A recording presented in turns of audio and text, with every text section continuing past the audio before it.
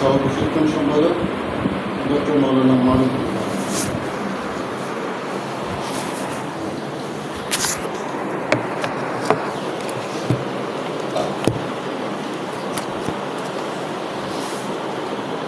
আসসালামু আলাইকুম ওয়া রাহমাতুল্লাহ। খিলাফত মজলিস ঢাকা মহানগর দক্ষিণ কর্তৃক আয়োজিত আজকের এই সুরা সাধারণ অধিবেশন উপস্থিত সম্মানিত সভাপতি, মহানগরের দায়িত্বশীল বৃন্দ ও সংগঠনের বিভিন্ন পর্যায়ের সুরা সদস্য ভাইয়েরা, আসসালামু আলাইকুম। أعوذ بالله من الشيطان الرجيم. بسم الله الرحمن الرحيم. إن الذين قالوا ربنا الله ثم استقاموا تتنزل عليهم الملائكة ألا تخافوا ولا تحزنوا وأبشروا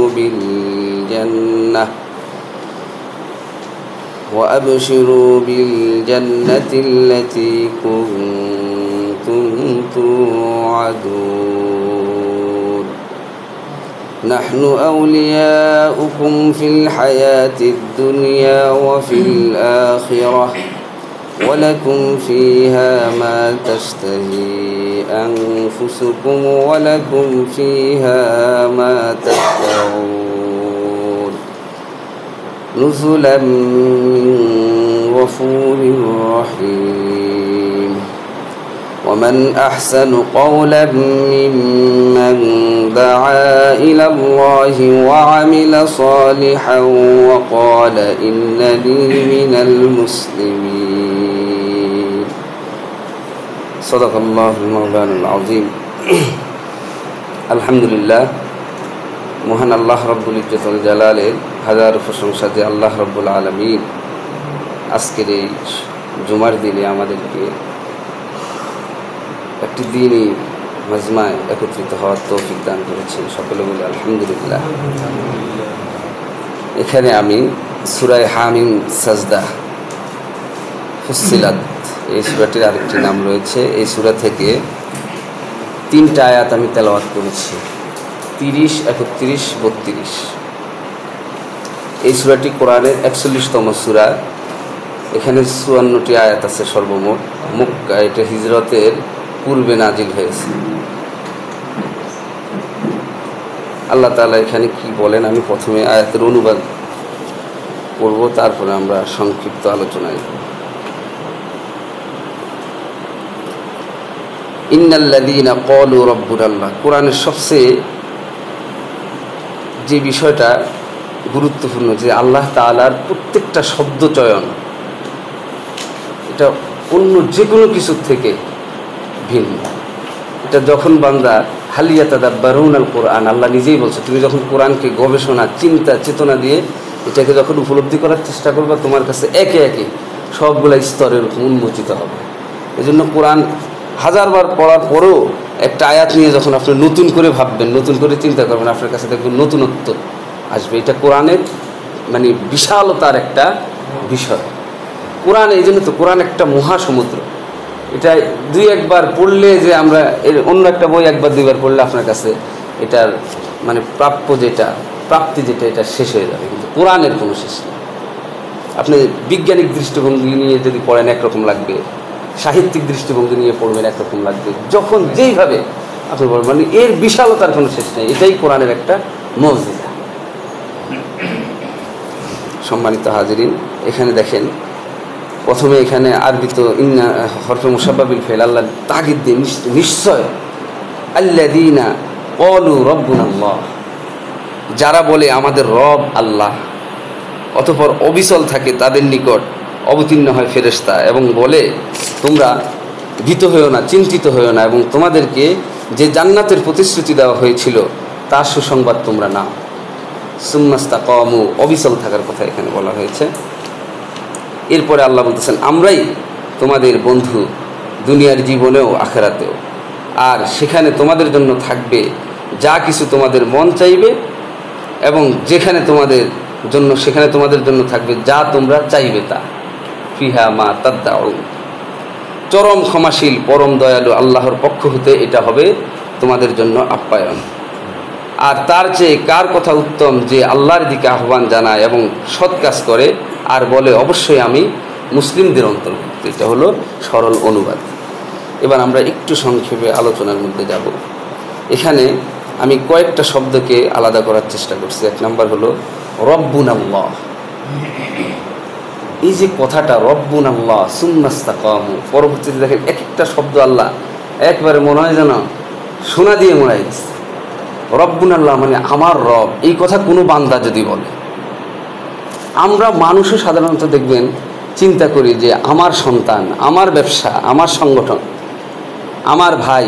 এই যে আমার ভাই, এই কথার মধ্যে যে একটা ভালোবাসার ইঙ্গিত, এই কথার মধ্যে যে একটা আন্তরিকতার ইঙ্গিত, এই একটা শব্দের মধ্যে আল্লাহ দিয়ে দিচ্ছে যে বান্দা বলবে আমার রব।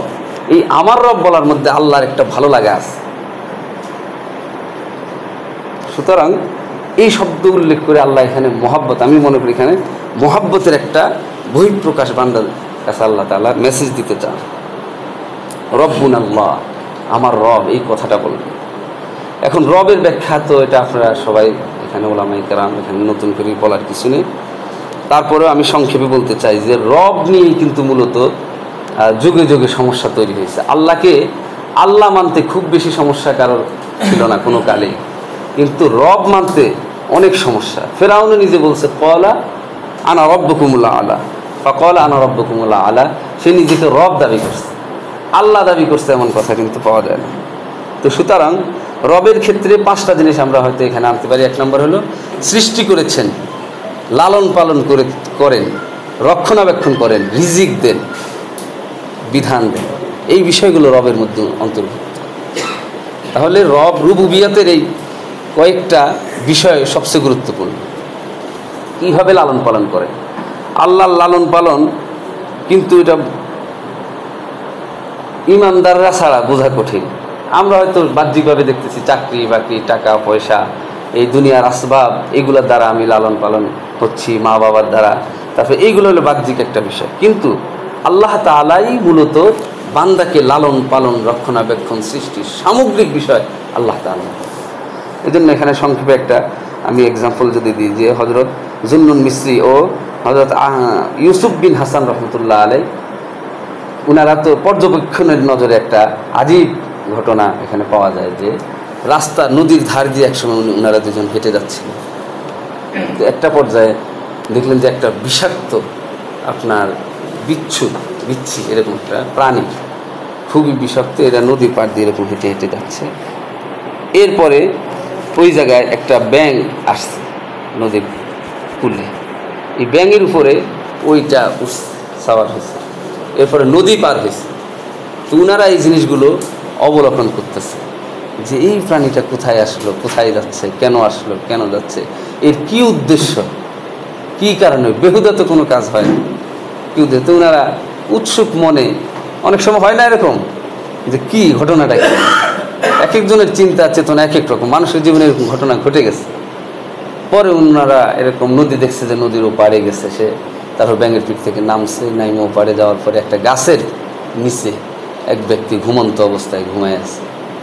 ঠিক ওই জায়গায় একটা বিষধর সাপ ওই ব্যক্তিকে এরকম ধ্বংসন করার জন্য এরকম ফনা দিয়ে সে একেবারে প্রস্তুত হয়ে আছে। ঠিক ওই জায়গায় যে বিষাক্ত এই বিচ্ছুটা যে ওই সাপটাকে আক্রমণ করছে, পুরা তাকে একেবারে ওই জায়গায় পরাস্ত করে তাকে মৃত্যুবরণ করেছে।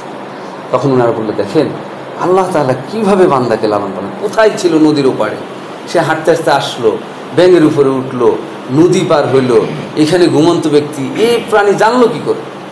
প্রাণী তো জানে না। আল্লাহ তাআলা বান্দাকে যে কীভাবে লালন পালন করে বান্দা এটা চিন্তা করে উলাইতে পারে। আল্লাহর নিজামের মধ্যে, তার ইলমের মধ্যে সব কিছুই এইভাবে আছে। আমরা হয়তো এটা বুঝতেছি না, কিন্তু আল্লাহ আপনার এই আজকের আশাটা, আজকে পথে আসতে কত জায়গায় দুর্ঘটনা হওয়ার কথা ছিল আল্লাহ রক্ষা করছেন আমাদের জানা নেই। কতগুলো অসুখ আমাদের হওয়ার কথা ছিল, আমাদের দোয়ার কারণে হয়তো সেগুলোকে আল্লাহ রদ করছেন। এরকম বহুত ঘটনা থাকতে পারে, কিন্তু বান্দাকে একিনান এই কথা মনে করতে হবে যে আল্লাহর সর্বক্ষণিক দয়া রহমত আমাকে পরিবেষ্টন করে রাখছে, বিধায় আমি এইভাবে এখন পর্যন্ত আমি আছি, এতটুকু সুস্থতা আমার আছে, অথবা আল্লাহর দয়া ছাড়া এতটুকু সুস্থতা আমার সম্ভব। তো সম্মানিত হাজিরিন, এই জন্য ফিরআউনের যে ক্বালা আনা রব্বুকুমুল আলা, সে রব মানত আল্লাহকে, সরি আল্লাহ মানত যে একজন উপরে আছে, কিন্তু রব মানার ক্ষেত্রে তার প্রশ্ন ছিল। সে মনে করতো রক্ষণাবেক্ষণ পরিচালনা তো আমিই করি, খাওয়াই এদেরকে আমি যদি এখন নিয়ে এসে মেরে ফেলি তাহলে তো কেউ ঠিক ঠেকাইতে পারবে না, তো রক্ষণাবেক্ষণ তো আমিই করলাম, এই বুঝ তার ছিল। কিন্তু কোনো ইসরায়েলি রাওয়ায়াতের মধ্যে এরকম কথাও পাওয়া যায় যে ফিরআউন নির্জনে যেত, যে আল্লাহর কাছে ঠিকই বলতো যে আল্লাহ আমার দুনিয়ায় মান সম্মানটা তুমি রক্ষা করে দাও, দুনিয়ায় আমি যেন এদের কাছে রবই থাকতে পারি, আখেরাতে তুমি আমাকে যা দাও দিও, এরকম কথা পাওয়া যায়। এটার যদিও সহিহ রাওয়ায়াত নাই। তো সুতরাং বুঝা গেল রব মানার ক্ষেত্রে প্রশ্ন।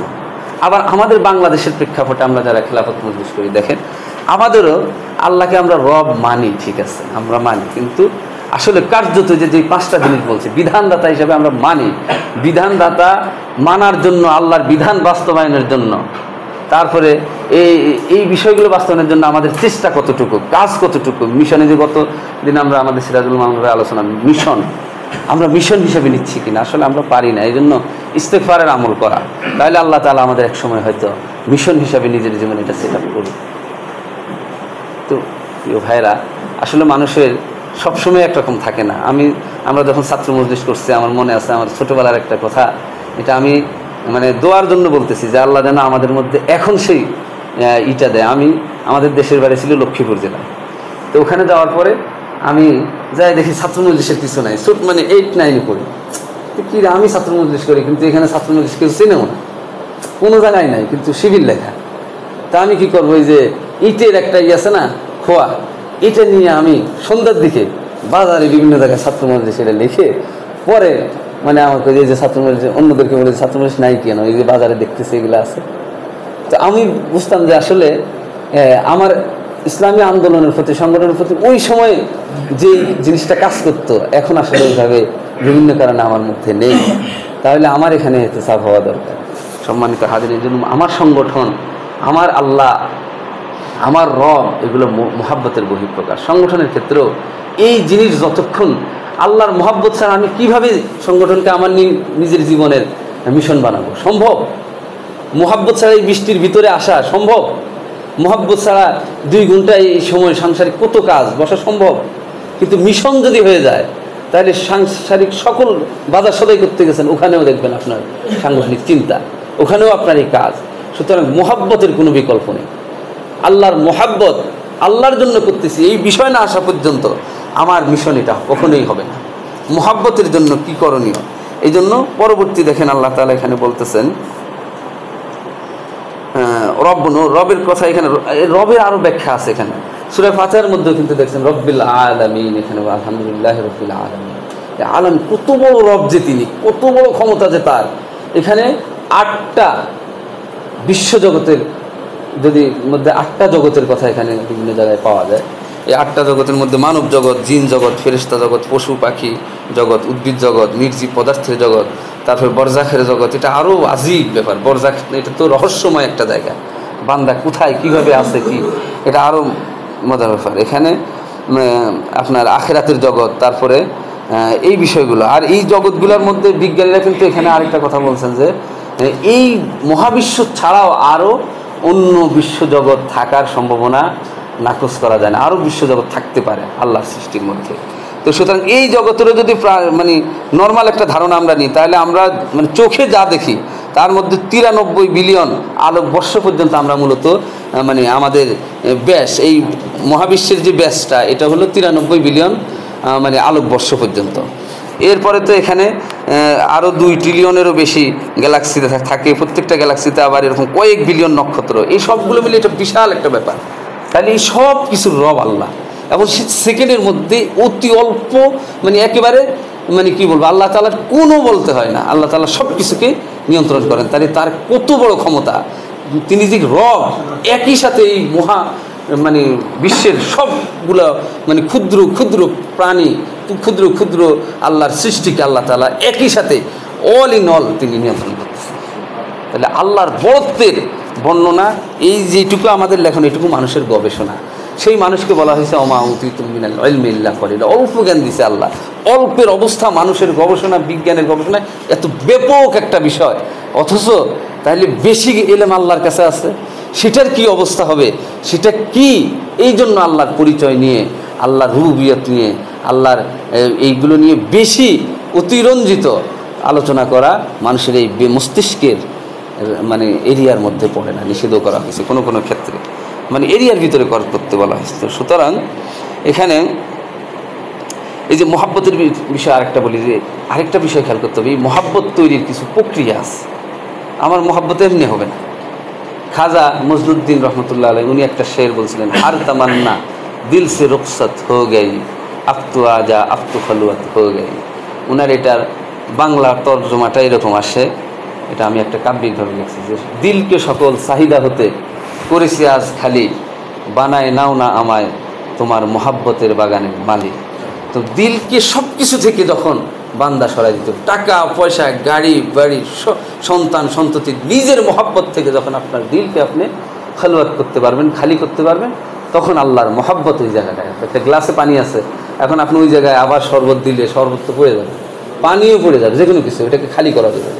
তো এই জন্য আল্লাহর মহব্বতের জন্য আলাদা কিছু আমাদের এই যে ই হয়, আপনার সব গুজারি হয়, তারপরে আল্লাহওয়ালাদের সোহবত, এটা সবচেয়ে গুরুত্বপূর্ণ। আল্লাহওয়ালাদের বই পুস্তক পড়া, সংগঠনের বই পুস্তক পড়া, এইগুলো করে আল্লাহর মহব্বত অর্জন করতে হবে।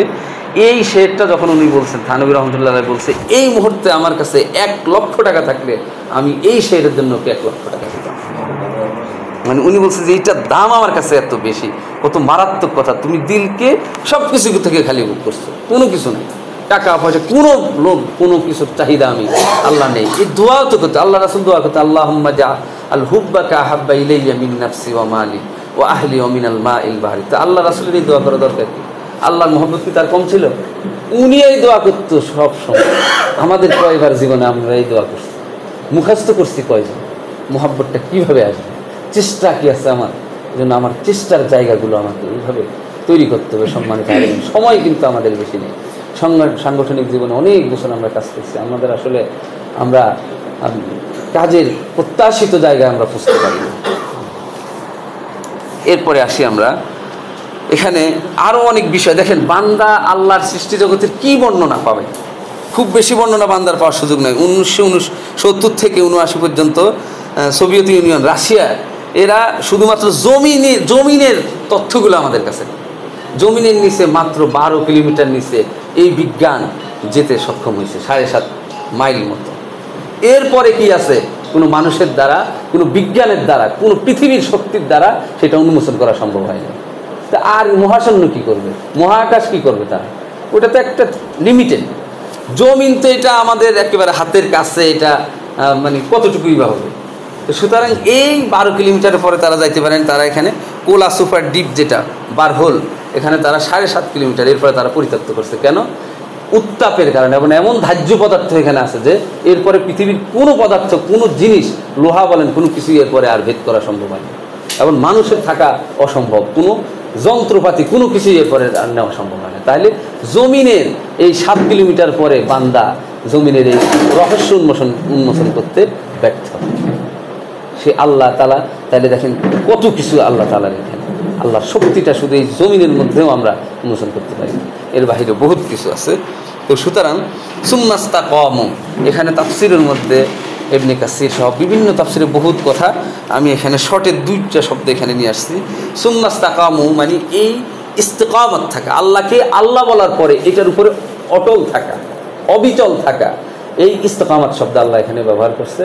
এখানে আমরা ইস্তিকামতের ক্ষেত্রে আল ইস্তিকামাতু আলাল ঈমান, ডক্টর মুজাম্মেল আলীর এই বইটা পড়তে পারি, আরবি বাংলাও আছে এটার। এখানে ঈমানের বহুত রূপ দেওয়া আছে, কোন ক্ষেত্রে শিরকি হয়, ছোট ছোট কথার ক্ষেত্রে আমরা অনেক শিরকি করি, এমন ইস্তিকামাত কিভাবে থাকবো, এবং ঈমানের ইস্তিকামাত বলতে কি বুঝায়, বান্দা কখনো কখনো পদে পদে রন্ধ্রে রন্ধ্রে ঈমান থেকে দূরে সরে যাচ্ছে, যে এই বিষয়গুলো এখানে ডিটেলস আলোচনা করা হয়েছে। এই বইটা পড়লে আমরা বুঝবো। তো এখানে 2টা শব্দ আমি আনছি, ইস্তিকামাত মানে 2টা শব্দ এখানে তাফসীর করা। এখানে আব্দুল্লাহ ইবনে আব্বাস সহ অনেকে বলছেন যে এখানে 1 নম্বরে ইস্তেকামাত মানে বোঝানো হয়েছে ইখলাস। ইখলাসটা আবার মারা, ওমা উমিরু ইল্লা লিয়াবুদুল্লাহ মুখলিসিনা লাহুদ্দিন। ইখলাস মারাত্মক জিনিস। কেউ কেউ বলছেন যে এখানে ইখলাস মানে হলো আপনার মাখন, এটা মূল নির্যাস। আপনি যে ইবাদতটা করবেন, আপনার এই ইবাদতের মধ্যে আল্লাহর জন্য যে মানে মারদাতিল্লাহ, আল্লাহর সন্তুষ্টির জন্য যে আপনি করতেছেন, এই জিনিসটা বোঝার জন্য। থানবী রহমতুল্লাহ আলাইকে একজন জিজ্ঞাসা করছে যে ইখলাসটা কেমনে বুঝবো, আমি যে কাজটা করি এটার ইখলাস বোঝার পদ্ধতি কী? আমি আল্লাহ আল্লাহ হইলাম, এটা বোঝার একটা পদ্ধতি লাগবে না? কেমনে আমি আল্লাহ আল্লাহ সারা বছর 40 বছর ইবাদত করি, আল্লাহ আল্লাহ বুঝবো না? আল্লাহ আল্লাহদেরকে জিজ্ঞাসা করছে, এটা না বুঝলে আমি কেমনে আগাম? আলী রাজা তারা জিজ্ঞাসা করছে, আপনি যে রবের ইবাদত করেন সেই রবকে দেখছেন? অবশ্যই দেখছি। আপনি ডাইরেক্ট না দেখার তো অনেক কিছু আছে। তো এখন এখানেও এই একই কথা যে আমরা যে এই যে আল্লাহ ওয়ালা হলাম, এটা বুঝবো কেমন? ইখলাস আছে বুঝবো। থানবী রহমতুল্লাহ বলছেন ইখলাস বোঝার পদ্ধতি হলো আপনি যেই কাজ করেন, উনার মতো একটা উত্তর দিচ্ছেন যে আপনি যেই কাজ করেন ওই কাজ ওই এলাকায় আরেকজনে করে, তার ব্যাপারে আপনার মনোভাবটা কি? হিংসা না ভালো লাগা? কোনটা কাজ করে? দিনের কাজই তো সে করে। তার ব্যাপারে যদি আপনার ভালোবাসা মোহাব্বত কাজ করে, বুঝবেন আপনার মধ্যে ইখলাস আছে, আপনি আল্লাহর জন্যই করেন। এটা একটা বিষয়। আরেকটা বিষয় সেটা হলো যে আপনি নিজে কেমনে বুঝবেন যে আপনার আল্লাহর মোহাব্বত আপনার মধ্যে আছে? এটার উত্তর দিচ্ছেন আল্লাহওয়ালারা যে আল্লাহ বললে যদি আপনার দিলের মধ্যে প্রশান্তি আসে, ভালো লাগে, চোখ দিয়ে পানি পড়ে, মোহাব্বত, আল্লাহ বলতে ভালো লাগে, বুঝবেন আপনি ছোটোখাটো আল্লাহ আল্লাহ হয়ে গেছে, বাদ বাকি আপনি অন্যগুলা করেন। তাহলে ইখলাসের জন্য এই কাজগুলো আমরা করব। 2 নম্বর যে শব্দটা আমি এখানে আনছি সেটা হলো তর্কে মাসিয়া, গুনাহমুক্ত জিন্দেগি তৈরি করা। এটা মারাত্মক একটা কাজ। ইস্তেকামত থাকা মানে কেউ কেউ বলছেন এখানে আপনার মুহাদ্দিসিন কিরাম, মুফাসসিরিন কিরাম যেটা বলছেন যে গুনাহমুক্ত জিন্দেগিটাই হলো ইস্তেকামত থাকা। আপনি আল্লাহর হুকুমে গুনাহ করেন না, আর কি আপনি তো অবিচলই আছেন। তাহলে গুনাহমুক্ত জিন্দেগি থাকা। এখন গুনাহমুক্ত জিন্দেগি কেমনে থাকবে? কঠিন কাজ, সম্ভব না আল্লাহর দয়া ছাড়া। আল্লাহর দয়া ছাড়া সম্ভব না। এই জন্য এখানে আল্লামা শারানি রহমতুল্লাহ আলাই, ইমাম গাজ্জালির এক উস্তাদ ছিলেন, ইনি হলেন আবু ইসহাক ইসফারাইনি। তো উনিও এরকম বহুত বড় মাপের আলেম ছিলেন, শাইখুল হাদিস ছিলেন। তো উনি এরকম আল্লাহকে বলতেন, আল্লাহ তোমার কাছে আমি বেশি কিছু চাই না, আমার তোমার কাছে একটাই চাওয়া যে আমি যেন গুনাহমুক্ত জিন্দেগি পাই এবং আমি গুনাহমুক্ত থাকতে চাই, এই হলো আমার চাওয়া, আর কিছু না। কিন্তু এইটা আল্লাহর কাছে চাইতো, গুনাহ হয়ে যেত, আবার ইস্তেগফার করতো, গুনাহ হয়ে যেত, আবার ইস্তেগফার করতো। এইভাবে করে করে 30 বছর মুজাহাদা করছে। একটা পর্যায়ে সে অস্থির হয়ে গেছে, এবার কাঁদতেছে, ওনার জীবনের মধ্যে আছে, কাঁদতেছে, বলতেছে যে আল্লাহ আমি আর মনে হয় পারলাম না, আর কত, আমি পারলামই না এটা করতে, যে গুনাহমুক্ত জিন্দেগি চাইছি তোমার কাছে, আর তো কিছু চাই, গাড়ি বাড়ি টাকা পয়সা ধন দৌলত ছেলে সন্তান কিছুই আমার চাওয়া নেই, আমি গুনাহমুক্ত জিন্দেগি চাই, এর বাহিরে আমার কোনো চাওয়া নেই। এখন উনি এই গুনাহমুক্ত জিন্দেগি যখন গুনাহ হয়ে যায় তখন স্থির হয়ে একদিন অনেক কান্নাকাটি করছে রাতে। তো কান্নাকাটির পরে এখানে কিতাবের মধ্যে আসছে গায়েবী আওয়াজ, কেউ বলছে স্বপ্নে। এগুলা কোনো কিছু দলিল না, আমরা জাস্ট এক্সাম্পল হিসাবে এটা পেশ করতেছি এখানে, স্বপ্ন দলিল না। তবে আল্লাহওয়ালাদের স্বপ্নের একটা গুরুত্ব আছে, এতটুকুই, এর বাইরে কিছু না। উনি স্বপ্ন দেখতেছে বা গায়েব থেকে একটা আওয়াজ শুনছে যে হে আমার বান্দা, তুমি এত পেরেশান কেন? আমাকে পাওয়ার, আমাকে খুশি করার রাস্তা তো 2টা, জান্নাত, তুমি তো জান্নাতই পেতে চাও, আমার রাজি খুশিই তো চাও। তো এই যদি তোমার উদ্দেশ্য হয়, তা আমাকে পাওয়ার রাস্তা হলো 2টা, একটা হলো তওবা, একটা হলো তাকওয়া। তা আমি কাকে তওবার রাস্তা দিয়ে আনবো আর কাকে তাকওয়ার রাস্তা দিয়ে আনবো সেটা তো আমার ব্যাপার। তুমি আমার উপরে কেন মানে হস্তক্ষেপ করতেছো? তুমি তোমার উপর সন্তুষ্ট থাকো, আমি আল্লাহ তোমার উপর সন্তুষ্ট আছি।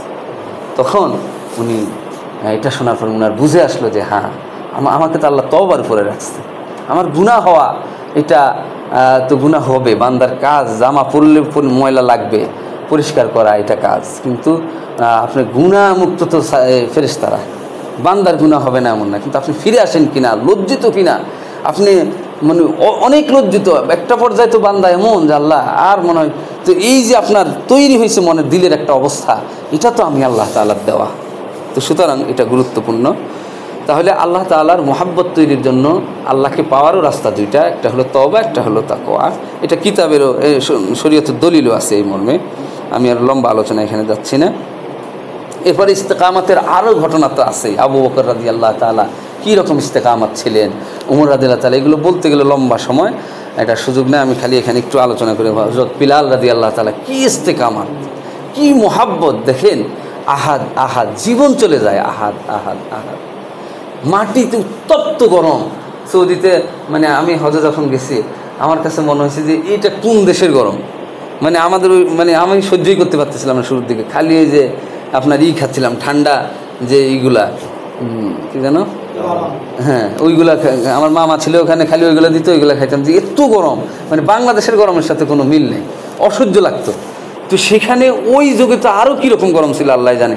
পাথরের উপরে এইভাবে তাদেরকে টেনে নিয়ে গেছে, এরপরও আহাদ শব্দ বলছে, আহাদ আহাদ। কি মোহাব্বত আল্লাহ তাআলা তাদের দিলের মধ্যে দিছে, এটা আসলে এখনও তার ঘটনা বললে চোখে পানি আসে। এখনও তার ঘটনা থেকে মানুষ শিক্ষা গ্রহণ করে। একটা ইতিহাসের মানে কি বলবো, শিক্ষণীয় একটা ঘটনা হিসাবে আল্লাহ এটাকে ইসলামের ইতিহাসে দাঁড় করায় দিয়েছে। আহাদ শব্দটার মধ্যে এত মোহাব্বত, মানে আল্লাহর একত্ববাদের স্বীকৃতি, উলুহিয়াত রুবুবিয়তের এত বড় স্বীকৃতি উনি দিয়েছেন, যেটা আজকেও এই প্রোগ্রামে আমাদের আলোচনা করি। তো সুতরাং এটা মোহাব্বতের, এটাও একটা মোহাব্বতের বিষয়। খাব্বাব রাদিয়াল্লাহু তাআলা, তারপরে আম্মার ইবনে ইয়াসির, তারপরে সুমাইয়া রাদিয়াল্লাহু তাআলা আনহা, এই ইনাদের জীবনী, এইগুলা ইস্তেকামতের বিশাল বড় নজরানা, বিশাল বড় দৃষ্টান্ত। এগুলো পড়লে আমরা সাহাবায়ে কেরামদের জীবনী দ্বারা হায়াতুস সাহাবা পড়তে পারি। এইভাবে বিভিন্ন ঘটনা আছে, আমরা এগুলো পড়লে আমাদের ঈমান আরও মজবুত হবে, আমাদের ইস্তেকামত আরও বাড়বে। তো এখানে আসলে লম্বা আলোচনা সুযোগ নেই, আমার সময় শেষের দিকে। শুধু আমি একটু বলবো, অনেক ইস্তেকামত থাকা কিন্তু কঠিন। আমরা দেখেন দিন পেয়েছি আমরা আমাদের পূর্বপুরুষ থেকে, ওলামায়ে কেরামদের সোহবতে। অনেক লোক আছে এরকম। আমাদের এলাকায় এক হিন্দু একবার মানে এরকম বলতেছিল যে আমি তো মুসলমান। এক হিন্দু বলতেছে যে আমি মুসলমান, কী জন্য? তা আমি আল্লাহকে মানি, নবীকে মানি, সব কিছু মানি, তো আমি মুসলমান হব না কেন? তখন আমাদের এলাকার ওই আলেম বলতেছিলেন, উনার ঘটনা উনি বলতেছেন যে তো তুমি যদি মুসলমান হও তো নামাজ পড়ো। তখন উনি বলতেছেন নামাজ তো কত মুসলমানই পড়ে না, আমাকে সেরকম একজন মুসলমান মনে করেন, আমি সেরকম মুসলমান। আর আপনাদের নামাজ পড়া যত সহজ, আমার নামাজ পড়া কি অত সহজ? আমি এখন নামাজ পড়তে গেলেই আমার মেয়ে দেখলে, জামাই দেখলে সংসারের মধ্যে গন্ডগোল লেগে যাবে, ডিভোর্স হয়ে যেতে পারে, স্ত্রীর লোক সমস্যা। তো এখন এইগুলা, তখন একটা পর্যায়ে ওই আলেম বললেন যে আমি তাকে পরামর্শ দিছি যে আপনি আল্লাহর কাছে দোয়া, ইস্তেকামতের জন্য দোয়া করেন, যেন আল্লাহ আপনার পথকে সহজ করে দেয়, আপনার ঈমানের ওই জায়গাটা আসলে আপনি ওইগুলোর উত্তরে চলে আসতে পারবেন। তো সম্মানিত হাজিরিন, এগুলো দোয়া করতে হবে, প্রচুর দোয়া করতে হবে। আল্লাহ আমাদের অনেক ঘাটতি এখনও, এগুলো যেন আল্লাহ তাআলা, এখানে তকি ওসমানীর ইসলাহি খুতবাদের মধ্যে উনি ইস্তেকামতের একটা কথা বলছেন, কিন্তু সেই আলোচনায় গেলে আমরা শেষ করতে পারবো না। এখানে আমি বললাম ইসলাহি খুতবাটা পড়লে আপনারা ইস্তেকামতের উপরে আরও অনেক কিছু পাবেন। এরপরে দেন তাতানাজ্জালু। তাতানাজ্জালু শব্দটি মূল অর্থ, এখানে শাব্দিক বিশ্লেষণে যাব না। অর্থ হলো নাজিল হতে থাকে, অনবরত, অবিরত নাজিল হতেই থাকবে। আলাইহিমুল মালাইকা, তাদের উপরে। এখানে সূরা কদরের মধ্যে আছে তানাজ্জালুল মালাইকাতু ওয়ার রূহু ফিহা বিইজনি রাব্বিহিম মিন কুল্লি আমরিন আলাইহিমুল মালাইকা ওয়া ইজ ক্বালা রাব্বুকা লিল মালাইকাতি ইন্নী জাইলুন ফিল আরদি খলিফা। তো ফেরেশতা আসবে, নাজিল হবে তাদের উপরে অনবরত। কি নিয়ে? নুসরত নিয়ে, সাহায্য নিয়ে, বাণী নিয়ে, সুসংবাদ নিয়ে। দেখেন কত মারাত্মক কথা এখানে, যে আল্লাহ তাআলা ফেরেশতাদেরকে পাঠিয়ে দিচ্ছেন বান্দার জন্য অনবরত। না পাঠাইলেও তো পারতেন, ফেরেশতা পাঠানো জরুরি না, কিন্তু কেন পাঠাইলেন? আল্লাহর কি দয়া, কি মোহাব্বত বান্দার উপরে। এরপরে বলতেছেন আল্লাহ তাখাফু, মোটিভেশনাল ওয়ার্ড। দেখেন আল্লাহ তাখাফু, বান্দা তুমি ভয় পেও না। এটা এখানে কাউন্সিলিং করতেছে আল্লাহ, ইনকারেজিং করতেছে যে তুমি ভয় পেও না। ভয় যে কি মারাত্মক জিনিস, মারাত্মক জিনিস। এই যে আল্লাহ আরেকটা আয়াতে বলছেন ভয়ের ব্যাপারে, উজুহু ইয়াউমাইযিন খাশিআ, বান্দা সেদিন তার চেহারাটা ভয়ে ভীত বিহ্বল হয়ে যাবে, ভীত সন্ত্রস্ত হয়ে যাবে। তার চেহারা একটা ভয়, গাছ মানে মানুষের ভয় যখন দেখবেন তার চেহারার মধ্যে ভয়টা প্রকাশ পাবে, সে অস্থির হয়ে যাবে, তার চেহারা এরকম হয়ে যাবে। তো সুতরাং আল্লাহ সেই ভয় থেকে আশ্বস্ত করতেছে, সেই ভয় থেকে আল্লাহ রাব্বুল আলামিন বান্দাকে হতাশা দূর করার জন্য, ভয় দূর করার জন্য আল্লাহ তাআলা বলতেছেন আল্লাহ তাখাফু, ভয় পেও না। ফেরেশতাদেরকে দিয়ে এই সুসংবাদ আল্লাহ পাঠাচ্ছেন। ওয়ালা তাহজানু, হুজনুন শব্দ থেকে এটা অতীতেও তোমার ফেলে আসা কোনো বিষয় নিয়ে তোমার কোনো পেরেশানি নেই, আমি তোমাকে বলতেছি তুমি চিন্তামুক্ত থাকো। ওয়ালা তাহজানু, তোমার কোনো মানে চিন্তার কোনো কারণ নেই, তোমার হতাশার কোনো কারণ নেই। ওয়াবশিরু বিল জান্নাহ, এরপরে বলতেছে তুমি সুসংবাদ গ্রহণ করো, জান্নাতের সুসংবাদ গ্রহণ করো। জান্নাতের সুসংবাদ দেওয়া হয়েছে বান্দাকে, যে তোমার জন্য এমন জান্নাত। কী রকম জান্নাত দেখেন এখানে, আদাত্তু লিইবাদিকা সলিহিন, ছোট্ট একটা হাদিস বলে আমি এখানে সময় শেষের দিকে, মা লা আইনুন রাআত ওয়ালা উযনুন সামিআত ওয়ালা খাতারা আলা কলবি বাশার। তিনটা জিনিস হাদিসের মধ্যে যদি আমরা খেয়াল করি, জান্নাতের আলোচনা বড়, এখানে সংক্ষেপে শুধু এতটুকুই বলবো। ও আবশিরু, সুসংবাদ দিচ্ছে জান্নাতে, যেই জান্নাতের ব্যাপারে আল্লাহ বলছে মাসালুল জান্নাতিল্লাতী উইদাল মুত্তাকুন ফিহা আনহারুম মিন, এখানে লম্বা আয়াত। তো আদাত্তু লিইবাদ, ওয়াদা করা হয়েছে সলিহিনদের জন্য এমন জান্নাতের, মালা আইনুন রাআত, কোনো চোখ কোনোদিন দেখে নাই, ওয়ালা উযনুন সামিআত, কোনো কান কোনোদিন শুনে নাই, ওয়ালা খাতারা আলা কলবে বাশার, কোনো অন্তর কোনোদিন সেটা কল্পনার জগতে চিন্তা উপলব্ধিতে আনতে সক্ষম হবে না, এমন জান্নাত আমি আল্লাহ রাব্বুল আলামিন দিয়েছি। আয়াতের পরের অংশেই এই কথা বলছে, ওয়ালাকুম ফিহা মা তাশতাহি আনফুসুকুম ওয়ালাকুম ফিহা মা তাদদাউন, যা চাইবে তাই দেওয়া হবে, যেভাবে চাইবে সেভাবে দিব, যখন চাইবে তখন দিব, আমি আল্লাহ প্রস্তুত। সম্মানিত হাজিরিন, শেষে একটা আয়াত আমাদের আছে, ওমান আহসানু কওলাম মিম্মান দাআ ইলাল্লাহ ওয়া আমিলা সালিহান ওয়া ক্বালা ইন্নানি মিনাল মুসলিমিন। এটা আমাদের সাংগঠনিক জীবনে আয়াতটার গুরুত্ব ব্যাপক। দাওয়াতের কোনো বিকল্প নেই। দাওয়াত, এই যে পরের আয়াতগুলোর একটা মুনাসেবাত বলতে পারতাম, সময় নেই, তো সুতরাং দাওয়াতটা দিতে বলতেছি। এরপরে আমাদের কাজ আমলে সালেহ করা, দাওয়াত দেওয়া। এতগুলা নিয়ামত, এতগুলা আমাদেরকে আশ্বস্ত করে আসলো আল্লাহ, মুহাব্বতের কথা বলে আসলো, আয়াতে ধারাবাহিকভাবে এত ফেরেশতা পাঠাবে, সুসংবাদ দিচ্ছে, এত কিছুর পরে আমাদের কাজ হলো দাওয়াত দেওয়া, আমাদের কাজ হলো আমলে সালেহ করা। দাওয়াতের কোনো বিকল্প নেই। আমি যে সংগঠনের দাওয়াত দিতে হবে এমন না, আমি প্রথমে সংগঠনের দাওয়াত দিব। আমাদের প্রতিষ্ঠানে আমি যেখানে চাকরি করি, এক ভাই কম্পিউটার সায়েন্সে পড়ে, তো এখন টিচার কম্পিউটারে, তো উনি প্রত্যেক দিন জোহরের নামাজ পড়ে না, আমরা সবাই যাই। তো একদিন উনারে বললাম যে ভাই সবাই তো পড়ে, আপনি তো বসেই থাকেন, হ্যাঁ, তো আপনি তো এমনি নামাজ পড়েন বাসায়, প্রতিষ্ঠানে এসে পড়েন না। এইভাবে তাকে বোঝানোর পরে একটা পর্যায়ে পরের দিন দেখি যে সে যাওয়া শুরু করছে, এখন আর সে কামাই যায় না, এখন আস্তে আস্তে তাকে একটু দিনের কথা বলছে। এইভাবে বলতে বলতে একটা পর্যায়ে দেখা গেল যে মানে উনি এখন একটা পর্যায়ে এখন উনাকে আমি ইসলামী আন্দোলনে বুঝাইতে পারবো। তো এইভাবে করে আমরা আসলে অনেক সময় বেখেয়ালে থাকি।